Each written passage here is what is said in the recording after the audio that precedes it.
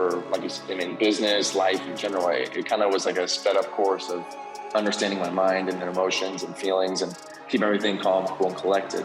Because you kind of almost have to become like a golfer, if you will. Like the mindset, you can't have a golfer just running around super, like, they just have to be smooth, concise. Like it's that kind of approach. Hey, I'm Gianna Cambria, and this is the Upper Hand Podcast, where we go deep into the minds of athletes and fitness pros turned entrepreneurs to show you how to translate your competitive edge on the field and in the gym to gain the upper hand in your business. Welcome back to another episode of the Upper Hand Podcast. Gianna here, and today I'm with Taylor Symmank. Now, Taylor has a pretty cool track record in career. He's a former NFL kicker for the Vikings and the New York Giants. I think I even heard that you played with Patrick Mahomes back at Texas Tech. So excited to hear a little bit about that. Yeah. Awesome. But now he's got his coaching business now where he's helping athletes achieve the highest version of themselves on and off the field, turning pro in life after sports. So we'll definitely unpack his journey from athlete to entrepreneur now and into the online space and what he's doing with his coaching business there. But lots to dive into today. So without further ado, Taylor, go ahead and say hey, and we'll jump right in. How's it going? It's a pleasure. Thank you again for having me on. I look forward to it, and it'll be a lot of fun. Yeah, absolutely. So Taylor, what's one thing that not a lot of people know about you? Man, not a lot of people know. I tried to, because it's funny you ask this question, because usually people would ask this question probably about when I was about 3 or 4 years ago, because I'm a very close, like tight group of friends, I have a very close circle. And then as of 3 years ago, someone drops on me and I was like, why does not all of my audience, right, people know more about me? So I've been trying to like say more and more about like what I do, how I do things, a lot of different things like that. So now hopefully everybody knows most of the things. But I would say for the most part is, as cliche as it may sound, is I'm not OCD, but I'm very organized. Like to an nth degree where I have all my calendars, like 6 of them, different things that I'm doing all in one, and they're all like time blocked out, and I do that all the time. And I even schedule like family time. So like I'm super organized. It's probably something I never talk about necessarily, but it's something. Yeah, I love that. And I'm sure that's something that we can dive into a little bit later here, because I'm sure that has played a huge role in what you do now, especially as an athlete, but even more so now. So cool. Thanks for that. So tell us a little bit about your journey. Let's start from, how did you even get into football in the first place? And how did you end up at Texas Tech and all of that? Yeah, no, so football itself, I've grown up, thankfully, as a huge blessing to where my grandfather was actually a strength coach for the Cowboys back in the day with Tom Landry, and had a long career. They won 2 Super Bowls. He was inducted into the Hall of Fame for coaches. And so like I had the legacy of football. Like he played a little bit, but he went to the coaching route mainly. And then my dad had a couple of tryouts with, I think, the Seahawks and things like that. So football was around. And that was kind of always the thing we did. At least we worked out for something. And I used to train my grandfather all the time. And it was just kind of like one of those things where I was so thankful for. And so I just kind of fell into it, honestly. Was it 7th grade? I was like, talking to my mom about this a couple of weeks back. And she was talking about like, I remember when you just wanted to quit football in 7th grade, you just didn't like it and all this kind of stuff. And then like now looking back, I'm like, what was I, looking what's I've been able to do. It was just like, it's crazy how like things changed all of a sudden. And it was because I was small and I was so underweight. And I was just like, I was like that small, tiny kid that was always getting, so it's just like, it wasn't fun at the time. Then you start growing, you kind of fall into things. But football itself has kind of been the thing that's it's been the thing that's grounded me, I think, as far as what was the easiest thing, from keeping me out of trouble, kept me busy. I was always playing multiple sports growing up, but it allowed me to I had something to work for. And I had not only permission from my grandfather, who was a Super Bowl coach, who had seen the best athletes in the world, like training me. He's like, hey, like you can do this, all this kind of stuff. It gave me this natural belief system to where I wanted to make him proud growing up, because that's who I was trying to quote unquote impress in 15, 20 years when I got to that point anyway. And this was America's team, like that time frame. So it was just like, these were like the guys, like if I said my grandfather's name, they would know who he was. So I had a lot of respect for him growing up. And so it's like, okay, like I want to not only make him proud, but my family proud. And I knew where football was going. It was providing a way to get my family to a place where I wanted it to be, and financially and all this kind of stuff as well. And it was just, that's kind of how it all started. And then we'll probably kind of dig deep into how that all transitioned, because the story is kind of all over the place. As a kid, I was like, I want to go to the NFL. And I'll share this whole story real quick. As far as when it really became real for me, I was 14. I still have a piece of paper where I wrote down, like, literally, like, out. I was like, I want to, and from where I wanted to do in like my life, essentially. And I put on my wall, and I started just kind of, that was the first really step into like really actually writing my goals down. And I remember writing it down. It's like, I want to play in the NFL, this. And I even put, growing up, I wanted to play receiver. And I ended up doing a little bit of both in college, and then going into kicking and punting, which we'll talk about. But I put like, and kicking and punting if I have to. Because at the time I didn't really like it. But it was one of those things like, I want to go to the NFL. And now looking back, like still having a piece of paper, it's like, it's just cool to see that was kind of like my vision, and then kind of going forward. But yeah. Yeah. And it's so funny how things can evolve like that. Right. Yeah. So, okay. So you kind of had this, it sounds like you had this structure from early on, right? You knew the idea of hard work and discipline and, a structured workout routine and all of these things. Right. So that was just kind of second nature for you as you grew up. Okay. Very cool. So what happens next, right? So you set these goals as a 14-year-old, you continue on, you get a little more serious, I'm assuming, about, you're playing. Did you play other sports, by the way, or was it always football? Yeah, no, I played pretty much everything. That was my grandfather's thing when we played literally everything. Like that was, I got into like, we played random stuff like badminton. Like, I'm never going to play badminton, but he was just like, develop the best athlete. Like, and that was his thing, like become the best athlete. So I did random stuff. Shamelessly, I did like dance, like hip hop type dance, because he wanted me to get rhythm, like the weirdest concept of things. And I just did growing up. So like, I just always did these random kind of stuff. But the main things too: basketball, soccer, football. I did hockey, like I did all of them. And it was fun. I loved them. But yeah, it's kind of how I started. Yeah. Awesome. Okay. So take us through that. So you go through, I'm assuming, like the college recruiting process in high school. That's kind of how you end up at Texas Tech. Take us from that point through to the NFL. For sure. Yeah. So in high school, I am going into my senior year. I'm literally 5'10". Obviously, I'm white. I'm not fast yet. And I'm about 145, 150 pounds. And that's not recruitable as a receiver. That's just kind of the facts of that. But I wanted to go play receiver. I knew I could. I was just waiting for my body to grow. I was always kind of like a late bloomer as far as that goes. But I always kicked. Like that was just my thing, because I played soccer and I could do it. And I was naturally just thankfully good at it. And so I held back all my film. I didn't send out to any coaches, like sophomore, junior year, or anything like that. I was waiting to my senior so I actually start growing. Because I feel myself starting to grow. I started to gain, I think I graduated like 155 exactly. So maybe gained like 5 or 6 pounds, which gaining weight for me was like a huge thing, like, because it was just really hard to do. And then the first school that I had, there was a couple other ones that were like walk-on opportunities and so forth, but I wanted to be able to play both if I did it. And so the first school I went to before Tech actually was a D2 school in Southern Arkansas, middle of nowhere, literally had cows on campus. Like it was like total shock coming from Dallas, Texas. And I get there and they're like, hey, well, they recruit, right? So it's just like, yeah, let's play both. We can do everything kind of we want to do and so forth. And so I was like, awesome, we're going to play receiver. That's really what I want to do. That's my dream. And then I'll kick and punt too, because that's what they need. And at the time I didn't punt at all in high school. I didn't know how to, but when I got to that school, they're like, we're not bringing any other kickers. So you need to learn how to punt. So we're not bringing anybody else in. So you're going to have to do it regardless. So I'm like, well, shoot, like, I'm going to be on film now. Like in college, film is your resume, right? So I'm like, if I'm going to be on film and look awful, like I have to like figure this out. So that's where kind of my grandfather and me got even closer to that time period, because he punted a little bit and he coached the punters, and he's super like sports science guy. He's written a lot of books about sports science and speed and all these different things. So we trained literally every day in the summer from the time I graduated high school to the time I went to college. 5 days a week, I would just hit as many balls. We do like slow pro, like film work. Like it would be like high definition, like breaking down the footage of things. That's where I really learned to watch film, honestly, from that standpoint, which has led to a lot of other things and being detail oriented, I think too. But it was one of the deals where I learned how to punt. I had basically like 2.5 months, 3 months. And then I'm basically playing in college on the stage of something I didn't even really do before.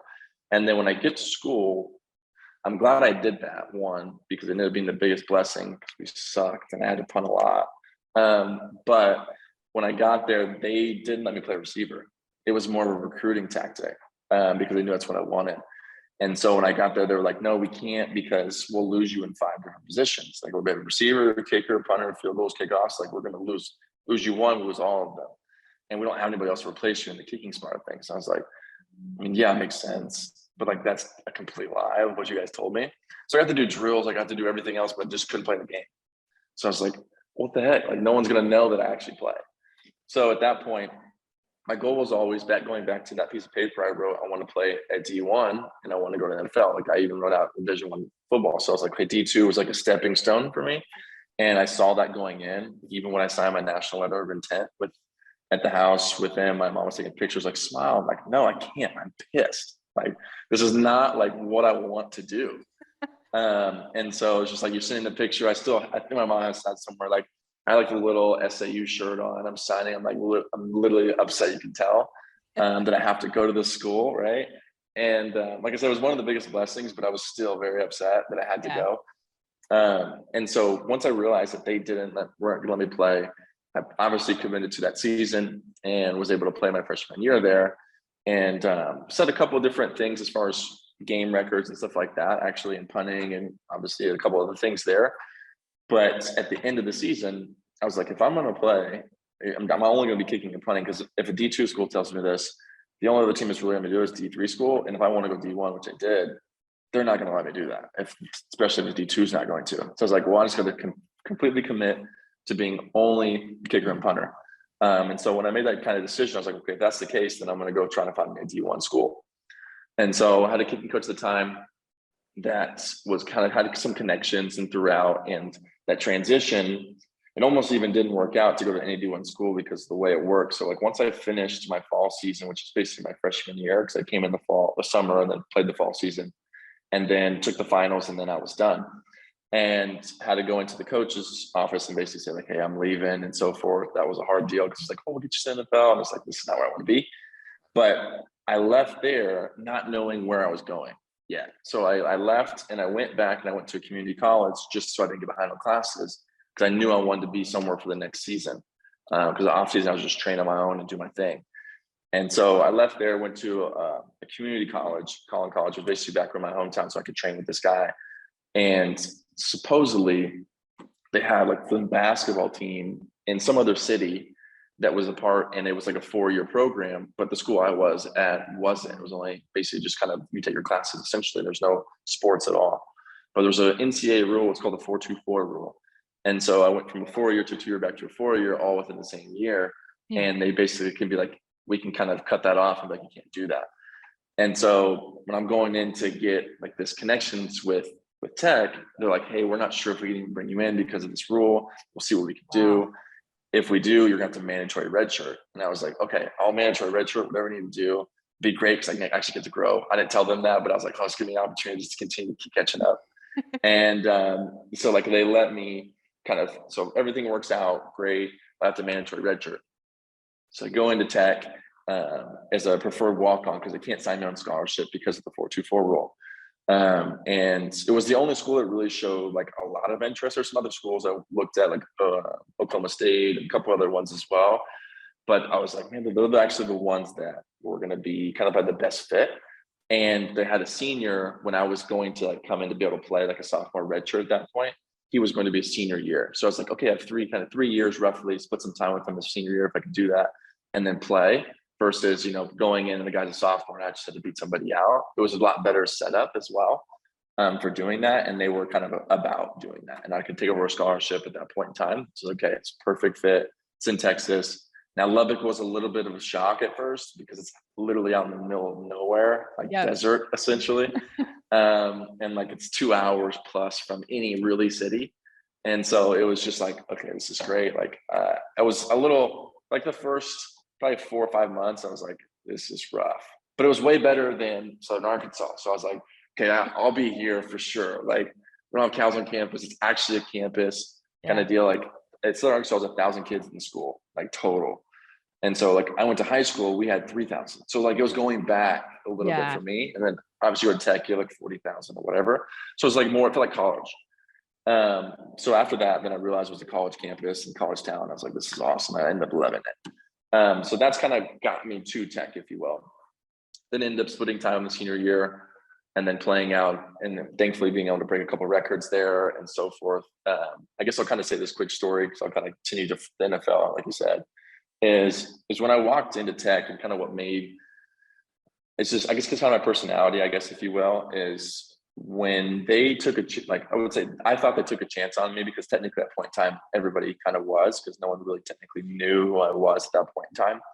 And I walked in, I was like, you won't regret the decision of going with me, even if it's just let me have the opportunity. I know I'm going to come in and outwork anybody and get the spot. Like my mind was already made up that I was going to go to the NFL. Like that's what my dream was. So like, who do I have to do that through? Is it going to be you or them? Like that was kind of like my approach.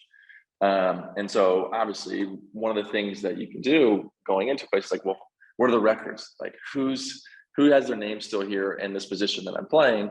And what are those things? Because if I put my name on that, obviously I left some type of value that you're going to still record it. So I was like, okay, cool. So like I walked by, I was right next to the gym. I still remember walking my first time visiting the campus, and they had like the kicking and punting records. They had all these different things that they had for the camp, like for every basically year that's been there. And so I was like, okay, those are the numbers. And I remember writing them down, looking at them every time I walked in, basically going into the not necessarily the gym, but the workout facility. And it was like, okay, I have to get on this, not only just for, stats and records. That's what it was. It was more of like, I'm going to prove that they made the right decision and that they'll never regret bringing me here. And so, cause I didn't ever want to be that person like, oh, just give a scholarship. Thanks for coming and playing. Like, I was like, no, I want you to remember when I'm here. Like, I want to add that much value. And so, thankfully, long story short, I was able to set 3 different records. One of them actually got beat by the guy that was here now. He beat like, I think like a point something yards, which I got to talk to him. It was a really cool thing.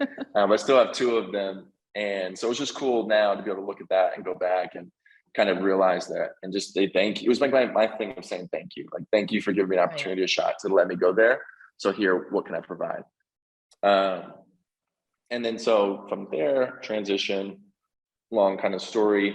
I'll try to make it short. Is my senior year, I'm doing really well. I'm leading the country and a lot, basically everything from kicking and punting stat wise. And because we're doing really well as far as team wise too, but as far as everything from there, I'm like Ray Guy watch list, all these different things. Like I'm all on these lists and so forth. And game 4, I end up basically pulling my hip flexor my senior year. So like obviously in sports, everybody knows like senior year is like that's the year. Like you work for that. The draft's coming up. Like you have scouts, like at practice. You have all these different things. And so game 4, going in playing Iowa State on a kickoff, I basically pulled my hip flexor, and it gets pretty bad because I'm punting and I'm trying to finish the game, and the staff's like, hey, like, can you at least finish the game? I'm like, yeah, I'll keep trying. And I'm like, I'll go to my coach. I'm like, the farthest I can punt is like 40 yards. Like, and that's it. Like, that's me giving it. It's getting worse. Like fair catch kind of deal. And he's like, that's all we need. We just need forward. Like, that's like, one, I was like getting worse. We had like a guy that I know could kick and so forth. But it was a hard thing to be like in your senior year, but I can't, like, I have to stop. I can't play because I'm going into the draft, it's going to hurt, but mainly it's like, I'm just going to keep getting worse. And then I'm not going to be able to do anything. I'm going to completely tear it, which would take a year to recover plus. So I had to end up sitting out basically 6 games, which sucked because it was like the prime of the games. We were playing OU and like 3 in the country. I'm staying on the sideline next to like these scouts that are talking to me like, hey, like, when are you gonna be healthy? Look at me, like draft. Like it was like all of that, like standing next to like my dream next to these people, they're gonna make it happen, if you will. And I'm sitting there watching somebody else in my position. It was awful. And so I'm like, obviously, training room kind of deal, like every single day, trying to get back as fast as I can. End up coming back for the last 2 games. The last game against Texas, about 80% probably. And then the last game of the season against LSU in the bowl game, end up setting a record in that game that we still have, thankfully. And so I was like, okay, I'm back. Like I hopefully proved to all of everybody, including the coaches and NFL and scouts, that I'm healthy. And so that was a huge journey in itself. And when I graduated, pro day went really well. At this point in time, I'm in my mind subconsciously, I'm super pissed because I'm like, 195, running a 4.4, like verticals at 38. Like I'm like, this would be perfect prototype for a receiver. You know what I mean? Like I'm just like, Yeah. where was this a long time ago? But it helped just because it helped me become a better athlete. Going back to the whole point of my grandfather, like it helped me become an even better punter, become one of the most athletic punters in the country at the time too. So it helped a lot from all the little things that I did, which was a separating factor from a lot of people, from coaches wise. So I go into the draft, end up going with two different teams, one of them being like mini camps. I had Philadelphia Eagles and the Vikings, and the draft day was all kind of, I just brushed over it, but basically it sucked because every coach that I had and like my agent was talking to them and stuff like that, they're just like, not sure if you're healthy. Like that's what they were saying. Yeah. And like, we want to see you come in and perform. I know you came back and set a record in the last game, but you know, it could be like one-off type thing. I'm like, okay, fly me in. I'll show you. Like, I'm fine. And so the first two teams go in. The first team I go in, they're like, hey, like if you come in and we have another guy we want to have you look at competing against, if you beat him out, we'll give an opportunity. Well, I beat him out and they don't give him the opportunity. And the other team I go into, which is the Eagles, the timing was right. I was like, hey, like cool, like we like what you're doing, but we still have this guy on contract and all this kind of stuff. And I was like, okay, well then what am I supposed to do? Like, so I ended up having to stay back and train for a year at home, which was literally the worst ever. Like before I left college, like I'm never coming back. I'm never working a random job. And I'm going to be like moving on from this place, not doing chores or whatever in the house. Right. So I ended up doing all three of those, and was miserable, but that was just the season and time. And then after that year, I didn't really take the full year. I kind of went out a couple of different things throughout the year with different teams I trained with, because some guys would go down, like, hey, can we fly you in? And so forth. But then the next year I go with the Vikings, and then that kind of trickled into everything else. But Yeah. Well, and there's so much to unpack there, right? And what I keep hearing is it's like, you know, you had this path planned, right? And you had a goal, you had an objective at some point, and somewhere along the way, your path curved, right? Or it veered. And instead of, you know, you forcing your way through what you had planned before, you were able to let go of that and still continue to work super hard, stay disciplined, and drive through it and say, okay, you know, this is now my window and my opportunity, which, you know, I think in hindsight, right? And when you explain the story, it seems logical and it seems easy to do, right? But I'm sure in those moments, it had to be the hardest thing in the world. Like you even said, coming back home and having to take a year, you know, seemingly back, right? But a lot of times it's just God's plan and how it works out for us. And of course we can't see the end of it, right? But to be able to push through those lulls, I'm sure has been tremendous for you now in the online space and in the business world, right? So can you talk a little bit about, you know, the mindset that you had developing that, how that's helped you in business? But I also look at it like, I think, and this is from an outsider, right? I've never played football, but other than like flag football, but I look at the kicking position as probably one of the toughest, right? Like I go back, and I'm a UCF alum, right? So I go back to like some of our UCF games that were, you know, we should have won on a kick. And I just put myself in, you know, the kicker's shoes of like the pressure. You got one shot a lot of times in that game, you know? So can you just talk a little bit about the mindset and how that's helped you into what you're doing now? yeah, no, absolutely. And it's one of the things I didn't really think about as much, just because it was one of the things that like growing up, I was playing receiver, so my mind was preoccupied. And then when I go out to kick, it's like, okay, like breathe, kick, like that was it. But then when that's your only thing, it's a little bit different, because it's like you're sitting on the sideline for like 8 plays. You're in the game you have now, right? So it's like it's all a mindset deal now. Yeah. Which was a great learning lesson for, like, I mean, business, life in general. It kind of was like a sped up course of understanding my mind and emotions and feelings, and keep everything calm, cool, and collected. Because you kind of almost have to become like a golfer, if you will, like the mindset. You can't have a golfer just running around super, like they just have to be smooth, concise. Like it's that kind of approach. So yeah, it was, the mindset itself was something that transitioned into business that literally benefited me completely, just because when I go into business deals and things like that, I can keep, especially things that aren't going right, or even managing a team and things like that. It allows me to keep a cool, level head, which allows me to be a lot more thoughtful and think through things rather than just let my emotions take over. Now I definitely am, like everybody else, an emotional person. So it's just like, there's things that I have to utilize and use for my advantage, because at the end of the day, that's kind of what the goal is, whether I have to get emotional in a meeting, right? You have to do that as well. So being able to call upon it in any point in time is what basically benefited me a ton. And so as far as the business kind of transition of the things I learned, and that was one of the biggest things that even now, kind of like as I coach with a lot of guys, like what I focus on is guys that are transitioning out of sports into life. They're not necessarily business, but let's say business, because most of it is business in some form or fashion. You're working for one to have your own. And so the transition out was the biggest probably mindset deal that I had to go through, not only from like managing things from emotions, which that definitely did help having that background, but it was more of like, you work 25 years, 26 years, 27, however long you play, or 22 if you don't make it to the NFL, like you work for 22 years for this dream or this goal, and then all of a sudden it's like, hey, like you gotta do something else. And that's just like it's not only like an identity shock if you're really attached to it, which if you're really good at what you do, usually you have some type of connection to the identity piece of it, because we never under deliver, or we never like go under our identity because it's so strong. It's like, I am this type of person. Like, if I don't smoke, it's like, I'm not a smoker. Like, so then nothing is going to tempt me around smoking. Right. So it's just like, same thing. I'm an athlete. Like you have that thing where you're like, this is what I do. And so like when someone's like, you can't do that anymore, you're like, well, then what am I supposed to do? Yeah. How do I and the connection naturally starts where it's like, oh, like, well, how do we forget like all the skills that we learn and the things that we just naturally developed because we had to, and it wasn't like we were trying, it was just like the moment required you to have them.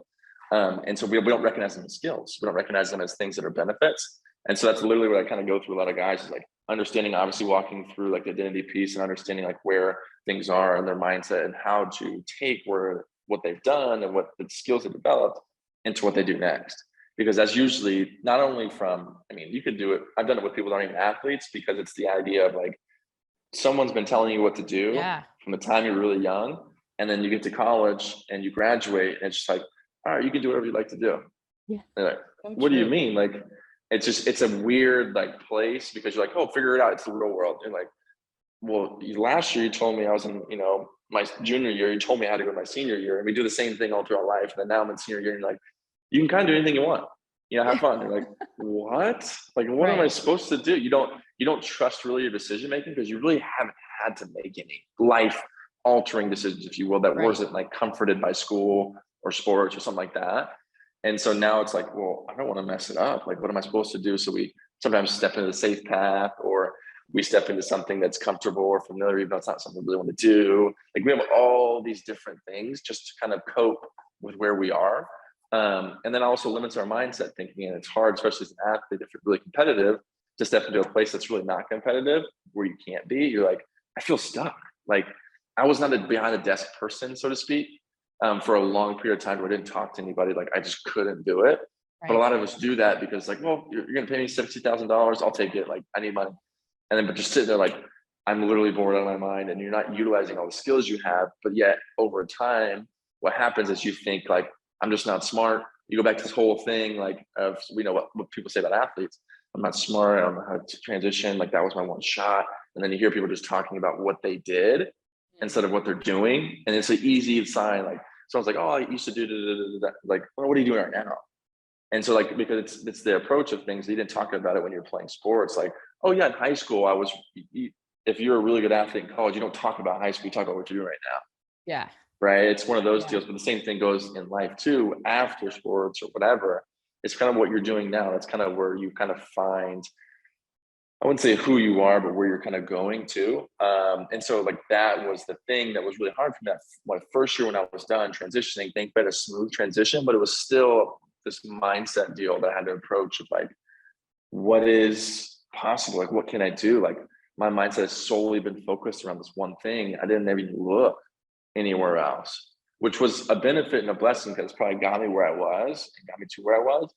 But now it's like, you can't focus on that anymore. Like, all my learning has been like, I learned this to how do I apply it to sports? How do I apply it to what I'm doing? Now I'm having to learn to like, all these things I'm learning, I have to apply to something completely different that I don't necessarily understand fully yet either. And so just like, the only way we learn is we connect things that we know with things that we also are trying to like connect and learn. But if I don't know what I'm learning, then I'm like, what am I supposed to connect? Like I have all this information, but how am I supposed to use it? But then when we unlock like how you're supposed to use it, and you realize like, oh, like I actually am way ahead of everybody else I'm graduating with, or way ahead of everybody else that's been in business for a couple of years, because I've been actually working these skills, then I should go in there confidently, which we all know confidence is massive in anything you do, because if you believe in yourself, that's a huge separator from the start. And so it's just kind of one of those things, like it's really a mindset deal, but there's some practical things and strategical things that you can do that has one, I had to, unfortunately, I wouldn't say fortunately, but unfortunately as well, I had to learn somewhat myself. I think we had some people in my life that helped kind of facilitate that quickly. But yeah, it was just a ton of studying and learning, because I was just curious. I was always that guy that, and the kid, honestly, growing up, maybe it's from my grandfather or whatnot, was always asked the question of why. Like, it got me in trouble a lot, honestly. Like, and so, like with my parents and stuff, like I'd be, my parents would be like, hey, like take out the, do the dishes, take out the trash. I'm like, why? Like, and it wasn't like in a negative or mean way. It was more like, because I said this one time, I wish I wouldn't have, but it was like, why? Because you don't want to do it, and it's easier than if I do it for you. And it was just like one of those moments, like you don't say to your parents, but you're right. And the logic of it is like, well, as a parent, you're probably like, am I doing that? You know what I mean? It was like a legitimate question. Yeah. Because like, if someone can explain why, I was like, if you can explain why I'm supposed to do this, I will do it with a smile on my face. I just want to understand, like, what's the point? Like, is it helping me? Is it training me to be disciplined? Like, give me the reason. Right. And that's all I wanted. Yeah. And so throughout life, and then once I got to this point in time in my life when I was trying to figure out, like, why am I thinking this way? Why am I doing this? I was like, what's the reason? How do I get it? Like, and then I realized like a lot of people were struggling with it outside of after I kind of went through it on my own. Because you think I don't care if you're an athlete or anybody, like we all think our problems are our problems and no one else has the same ones. Yeah. And ours is worse than everybody else's. Like, we're just like, no, you don't understand. Like, my life sucks. And like, and, you know So what I mean? true. And then we think it's so different, but yet we're very similar. And so we think we have to go through a journey on our own or by ourselves, and then no one else can really help us and all this kind of stuff. And the reality is it's not necessarily true. It may be different, but the elements of that situation are very streamlined and the same.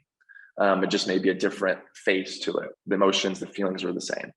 And so when we kind of walk through it when I walk through with people, it's just like, oh, like, yeah, no, that's exactly what I mean. Like, and that's exactly what I'm going through. And so it's cool for me to be able to look back now and be able to help, because it's fun, because I know like the freeing space it gave me, and then to see like a light bulb or a freeing go off of somebody else.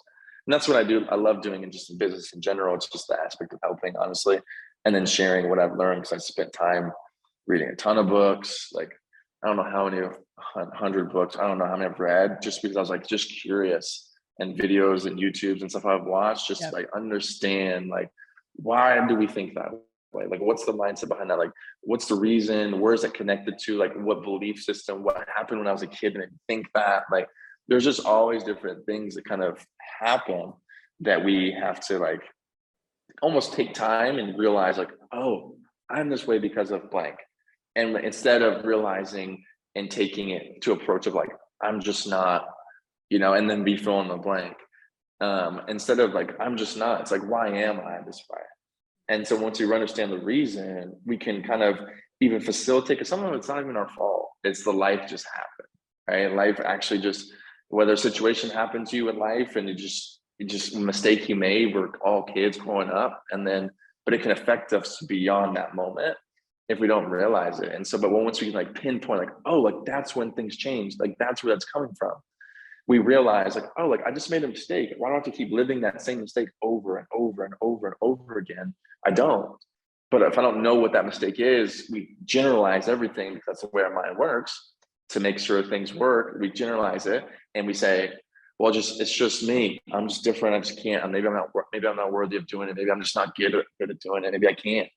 But we realize, like, where's that limiting belief coming from? It may have been coming back when someone said something, or maybe coming back in a situation where, it led to a piece where you made you think that way, and then it was reaffirmed a little bit.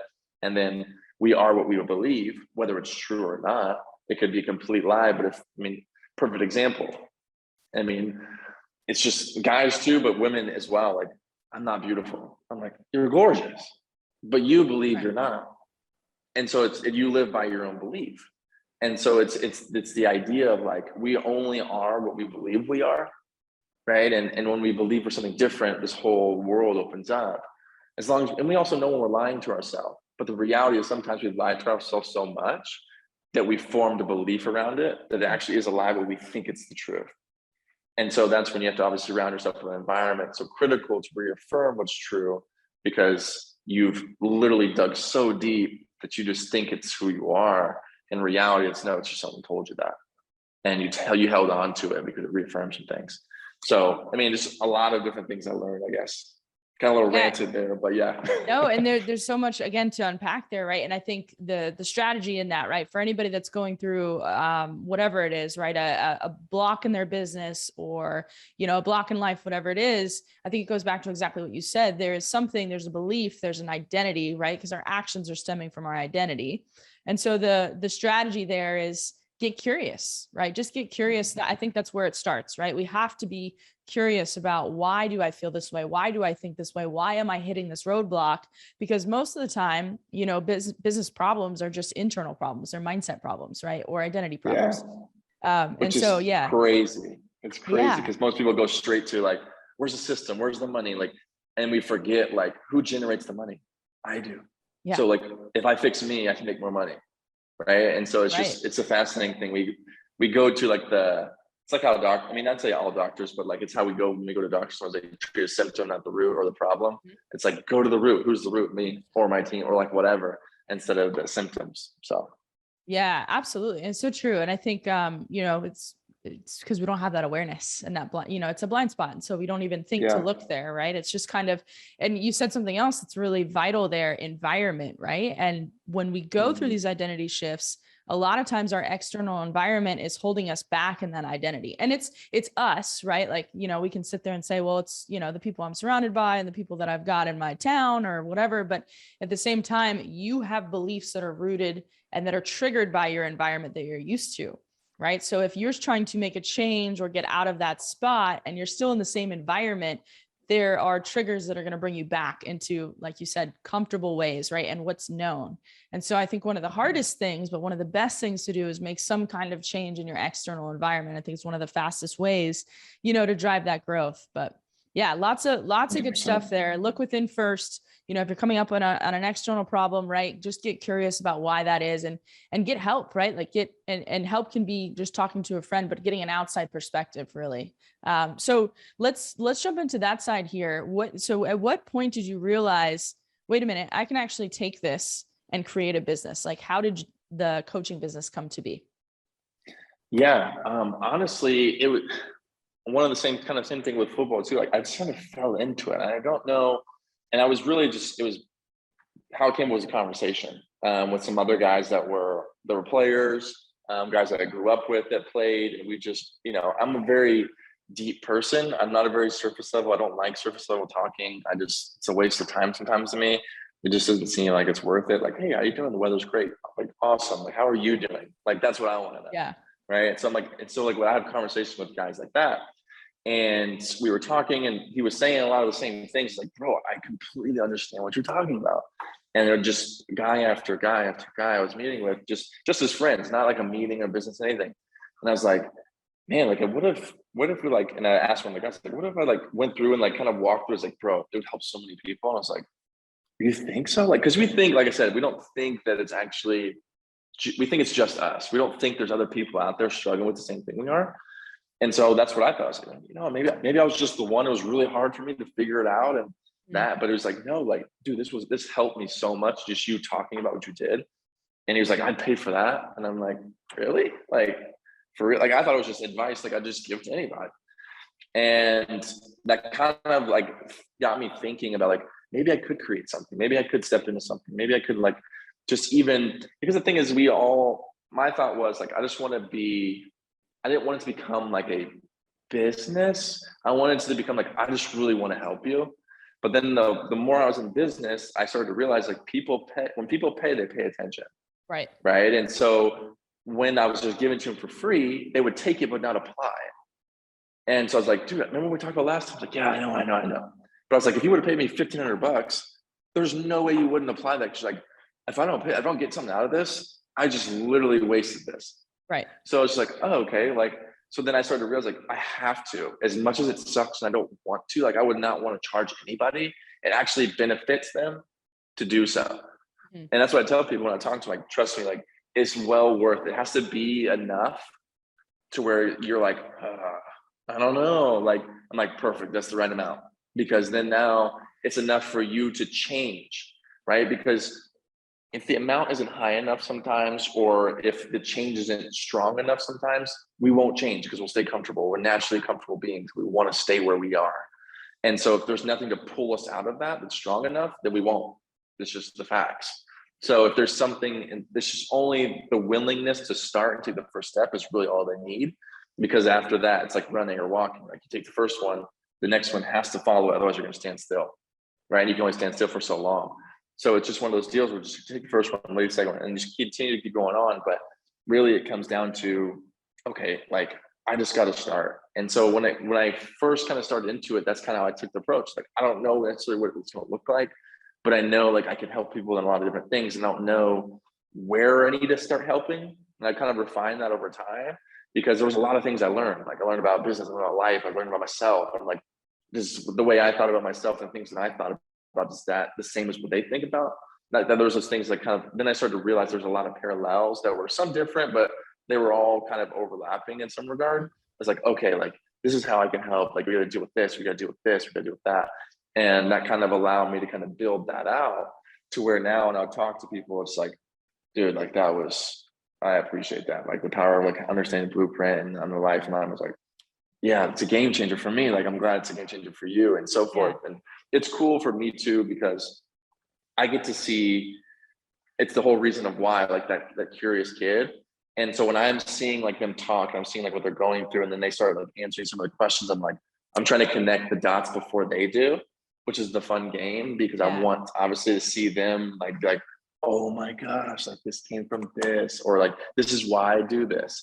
And then I'm very, like, that's really fun. And I also love, like, the systemized things of, like I said, live by calendar. Like, okay, how do we apply all this then? Like, how do we set this up to make sure it's a routine, so you don't, like, step back into your own pattern? Because everything's a pattern, but we have to recognize it's a pattern and change the pattern and set a new one up to where we can follow it easy enough, right? And there's some good books along the lines of that kind of talk about it. But it's that's kind of how I started, honestly. I just really one step after another, and it's kind of built into it. And I'm still continuing to build that out, and what that looks like, and kind of seeing who and what I eventually would love to get into, like, universities, to where it's like a program to where all seniors kind of go through it, whether they go to the NFL or not, because ultimately they're going to come to that point, or that realization at some point, and they're not going to know what to do if they're not equipped with it. And we have, like, programs in school and stuff, but it's not deep enough, you know. It's more of like, you know, you got to look at what you're going to do, and it's all geared for, like, getting them a job. And jobs are great, and you got to have something to work, but, like, if you don't understand who's doing the job, it doesn't matter, because the job's never even fulfilling. And so, like, you got to understand you first. But most of us never spend time with ourselves. We've got too much going on. We don't take a moment. We've got, even now, it makes it worse for next generation. We got our phones in front of us all the time, right? And we don't really get a break. Like, and that's why, like, even, like, cyberbullying is a huge thing. It's like, before, when you grew up, you're like, you leave school, you're good, like, safe. Now you get your phone, someone's hitting you up, like, hey, do you know what Johnny said about you? Like, you don't ever get a chance to take a break. And so we almost have to put that in our quote unquote schedule if you need it. Like, I'm just going to take a break for myself. Like, I just need to think through something. Because if you really think about it, like, and really study it, and that's what I've done, is, like, realizing all these great minds, Elon Musk, the Bill Gates, any CEO, they get paid to think. Right. They do. So if they're the people that we're trying to imitate, we're trying to become, and they're thinking, and all the systemized stuff is being done by somebody else, why are we not trying to emulate that? Right? Why are we not trying to, like, actually dig deep and understand and how things operate from a thinking standpoint, rather than run, look up, run. Like, yeah, there's going to be running your head down, but if we don't take time to look up and think, we may be climbing the wrong ladder. We may be climbing the wrong tree. Like we may be doing the wrong thing at such a good pace. But if we would just sit up and think and realize, like, oh, that's what I want, we don't waste all this time. And we feel a lot better about what we're doing too, which helps. So yeah, like I said, long answer to that. But basically I got into it just by literally just kind of starting and seeing the need for it. Yeah. Yeah. And, with that, I think that process is probably one that's going to be continued to be refined, right? Because whenever you're working with people and, finding what works for some and what doesn't work for others, I think that's an ongoing process, which is, the benefit overall of hiring a coach, right? They can pull in all these data points from all these different people and see what works and what doesn't. So I love that. Yeah. And one thing cool. too, I'll say this real quick as far as that, because it was a mindset shift that I had to get. And it's not because I'm a coach, like it was just a thought process of like the way I thought. But we realized, especially for athletes, we have coaches growing up our entire life. Mm-hmm. But yet when we get done, we don't get any more coaches. And it doesn't if we think about it like that, we're like, doesn't make any sense. Yeah. Right. But we don't. None of us do. We go to a job and we just go to work. We don't ever go anything outside the same way we did our entire life that got us to where we were. And so we have to realize like, because you start to look at all the successful people in the world, they all have coaches. Most of them have multiple. Absolutely. Right. And different areas of their life. At every level. Right. Exactly.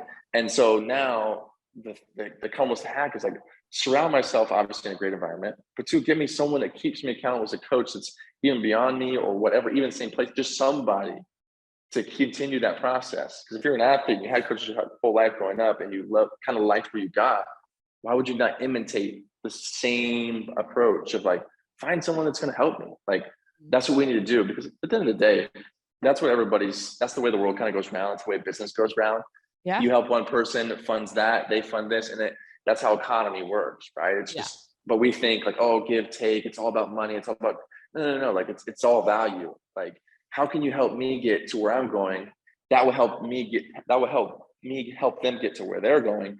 And it's all just this generosity circle that the giving never stops. And it's the whole thing of like, don't let the giving stop with you, right? It's just this idea of like, that's how it works. As soon as you stop giving, you stop getting in this aspect. Not that we give to get, but it's the idea of like, if you're not showing up, then you're not going to be on this kind of train of like, things are just flowing. And it's the idea that, I think it was TD Jakes. I can't remember who it was. But he was talking about like, money is basically a flow. It's a currency. Right. So it's a current. The only way money works is if it's moving. If it stops, it doesn't work. So, but we do that a lot of times. And you look at the most successful people, most of them have invested in a ton of things, or they have businesses, and it means their money's flow. Like they don't really keep much of it. They move it. Right. And because that's the way it works, instead of storing it and try to hold on, it's the same thing. Like we should be, because we're the most like prized, I would say gift, but we're the most prized like business. We're the most prized, and we're the biggest thing in our world, right? We're the most important thing. And if we don't understand that, and we take money as the most important thing, then we stop giving to the thing that actually is providing the life to the money, if you will. And so now it's like, we have to keep that flowing, though it feels scary because most of us didn't grow up with it. Like we have to give it away. It's like, oh, I'm losing, I'm sacrificing. But the reality is like, that's the mindset shift of a money mindset. It's like, money has to flow in order for it to come back. If it's not flowing, it's not coming back. That's all I get right here. Yeah. Right. And so it's that thought process that changes the way we think about money, which I had to completely change too. It's a scarcity mindset versus an abundant mindset. Absolutely. Yeah. Right. It's that kind of approach of like, oh, this is all I got. Like I got to hold tight because if I can save enough, I'm good. Like, yeah, you want to have money saved, but if you never invest in anything, nothing's ever going to grow. It's like relationships, right? And any types, intimate, personal, it's like a bank account. That's how I like to explain it. Like if you don't put enough deposits in, don't ever expect to take out a withdrawal, because you're going to be overdrawn and they're going to be saying no. But if you gave so much and you deposited so much in that relationship and you ask for something, it's like how much you need. Like that's what you want, right? It's like, that's where the giving comes in. It's like, I'm just going to give so much value. It's literally hit me there. What was it? 2 days ago? 3 days ago. I forget who said it now, but it changed the way I operate in business and life. It's like, if you want to make $1 million, you need to give at least 10 to 20 times that. And I was like, okay, like makes sense. I've heard before, 10X rule, Grant Cardone and all this kind of stuff. I'm like, But I thought about the approach of like, because if you give $10 million in value, let's say, and I want to make $1 million a year. If I gave someone $10 million of value, I guarantee they'll give me $1 million. I would do it right now. Like it's for 100%. It's the easiest exchange ever. Right. It's like, I will give you $10 and you give me one. And you're like, oh yeah, for sure. Like I'll do it without a question. And so the thought process of like, okay, I'm just going to focus on giving the 10 instead of getting the one. Right. And so if I give the 10, I give enough value, $10 million in value, that 1 million will find its way back to me. I don't know how, but there's no way it's not going to. And so now it's just like, okay, like that's how I have to approach just life and business as well. If I give more value than any other business, everybody's going to do business with me. That's what Amazon did, right? They gave so much value. They put literally everything on there, make it so easy. Why would you not use it? You know, it's just one of those things that it's so easy that it becomes almost everything else becomes obsolete. Mm-hmm. Yeah. And I love that concept of, you know, where you shift your focus, right? So instead of shifting on, let me get, and this is my goal, let me get that, versus how can I give and how can I give value? I love that. Cool. So Taylor, as we wrap up, last question for you here before we jump into our rapid fire. So if you lost everything today and you had to start your business completely over, what would you do in the first 30 days to rebuild that coaching business? First thing, if I didn't have a coach, I'd get one. And I'd probably, if I didn't have one that had been through something, I'd find one that did, because then I would obviously rationalize that, oh, you don't understand what I'm going through. But if I found someone that lost everything and did it again, I'm like, I don't have an excuse anymore. Yeah. So like I would find myself and surround myself so I don't have an excuse, and which would basically give me permission to do it. And because in those moments we lose everything, we usually go internally and be like, man, like my life, and we go that route that it's a spiral effect. But if we look at somebody else, it's literally how I think about, even from the physical realm of things. It's like, if I walk into a gym and there's a person there that's working out and they have no legs, but yet we're going in there and they're working out and they're rolled in with their wheelchair. I'm like, seriously? I can't work out? I'm like, what in the world? Like, there's no excuse for me not to show up every single day. It's that same kind of approach. Obviously, it's an easy visual for us to see because like, oh, obviously. But that's the same approach if you lose everything in business and you go into it and you're like, well, I'm the only one. But you see another person, it's like, dude, I've lost it 3 times. I lost this, and now I'm still back. Like, crap, I can't make that excuse. You had it worse than I did, even almost, or you had the exact same thing and you got out. So that would probably jumpstart me in the first 30 days, as well as not make me feel sorry for myself, because that's where we always go first. Yeah, so true. So true. Great advice. Get a coach. I love that.